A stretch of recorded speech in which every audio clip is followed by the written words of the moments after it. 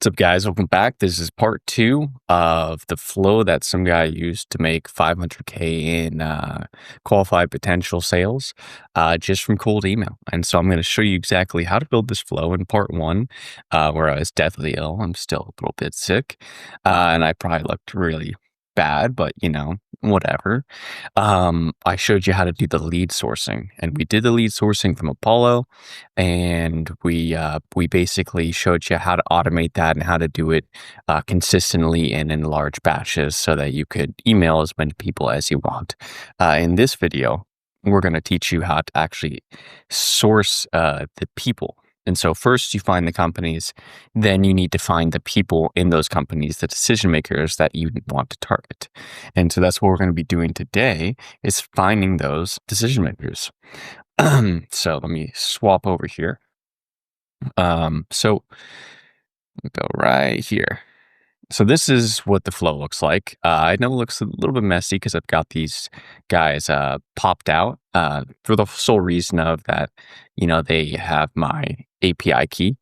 And so with that, I want to make sure I can hide my API key, but still show you guys the insides of these nodes here. So to recap before I go into it, and I know I'm going a little out of order today, this is what our last flow looked like. You can notice that it's a little bit different. So I added this part right here. And all that does is, one, it schedules a trigger. So this runs once a day at midnight, and then it runs through this 3 times. And so it basically goes 1, 2, 3, pulls 300 different companies, and then it's done, and it sends it directly over to my next flow. And so that's all I added. If you guys are curious how I added that and how to actually do that, let me know in the comments and I'll show you. But it's really pretty simple. And so we left off there, and now we're here. So we found the companies. Now we need to find the people. And so it gets executed when the other flow finishes, and then it goes to unprocessed companies. And so this part's pretty important, guys. So anytime you're doing these kind of flows, you need ways to essentially track what has been processed, what hasn't been processed. It helps immensely with duplications or reaching out to the same people multiple times, and it just lowers your personal stress a lot. And the more you can lower your stress, the more you can reduce friction, the better off you're probably going to be in the long run. And now let me pull up. Here we go. So this is the Google Sheets we're using for the 500K 6 months. You can see here that it's got a ton of people in it because it just runs every day at midnight and it sources them. But the companies page, so if you remember when I talked you through the Google Sheets, you need to make the companies page, you need to make the pagination page. So companies page is going to be date, company, organization ID, primary domain, no people, or whatever you want to call these 2 columns, they don't really matter, and processed. So for me, these 2 columns, no people, and I'll get to where this filters out downstream in a little bit, but it's important you set up the Google Sheets first. So no people just basically means that in this company, there are no people found in Apollo, which you can see is shit ton of companies. The reason why is because we're in a very small niche with very small companies, and the ones we're reaching out to here, reaching out to video agencies, and a lot of them are probably going to be so small that they just don't really have the public available information about their executives.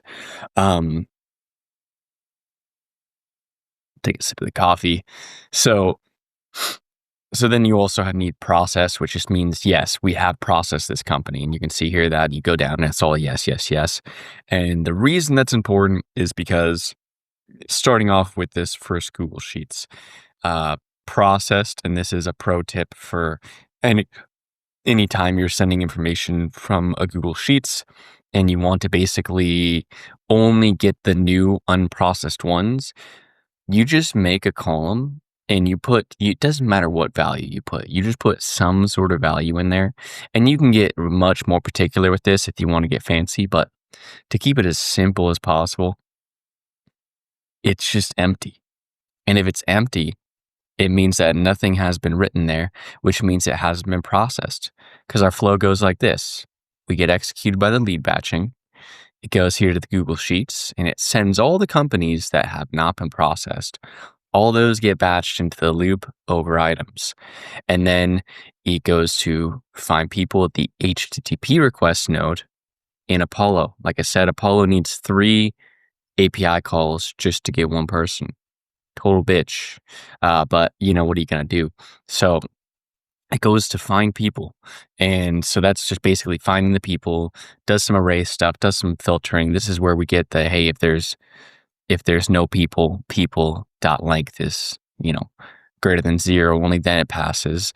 And then, obviously you saw what happens if it's no people, it just says true and it goes back and starts over. But if there is people, it's an array, and so it splits them, removes any duplicates, so we're not getting the same people twice, 3, 4, 5 times, wasting money. And then you enrich the people and get their actual emails only after you filtered out the ones that have no people, and you remove the duplicates. And then it updates the company, and then it adds the people to this sheet. And so that's the whole flow in a nutshell. So I'll click into each of these nodes now so you guys can follow along. I guess I'll start with this one. So I know I'm leaving you guys hanging on your all alone with how to actually do this workflows, but you just put input data to accept all data is the easiest, because then it just triggers every time anyways. Why isn't this published? Whatever. Nonetheless, you start with your process company sheet just to, you get your sheet, you get your document, you get your sheet, and then you filter out by whatever column you're using that's going to say processed, right? And then you put your loop over items. Batch size is just going to be 1. And then it's going to be the loop node. So this prom right here, the loop node. And then you're going to go to your find people HTTP API request. Same format as the last one, guys. Same format here. So, you're going to see cache control, no cache, accept application JSON. Here's the API key. And then here's just what and this part's probably a bit more important. And I'll zoom in here. It was working a second ago. Oh, there it is. So if we see here, the organization IDs is what we're using to find the organization. So in the last one, we found those companies, right? Those organizations. And we got a few columns of information for them. One is the organization ID. That's what we're using to find that organization. And then once we find that organization, we're finding the person with the title of CEO or founder. Include similar titles? Sure. Email status, verified, likely to engage. Per page, 1, page 1. For this one, you don't have to do the pagination because there's one company. It's going to be the same person on the same page, or a different person on the same page every time, because we're getting a different company. So we don't need to paginate. So that's what the JSON looks like. So feel free to copy this, guys. Again, look in here, copy, copy, copy, copy. Cool. Nothing else has to be done with that. It's a pretty straightforward one. It's easier than the other one. And then you do have to do something tricky called people array. And so you just take people. So when it finds the people, it's going to be, you're going to see right here. You just drag and drop people. It'll automatically format to that. You move this to array, and then, you do this JSON snippet right here, where it's bracket array dot is array. Then inside there, $JSON dot people, and then close parentheses, and then space question mark space $JSON dot people space colon space array brackets. and then end squiggly brackets. Um, so what that does is it's asking, is this an array? And if it is an array, we're formatting it as an array. Um, and so basically, once it's an array, then we need that with this filter, because then it shows, is there more than one person here? And if there is more than one person, great, we passed the test.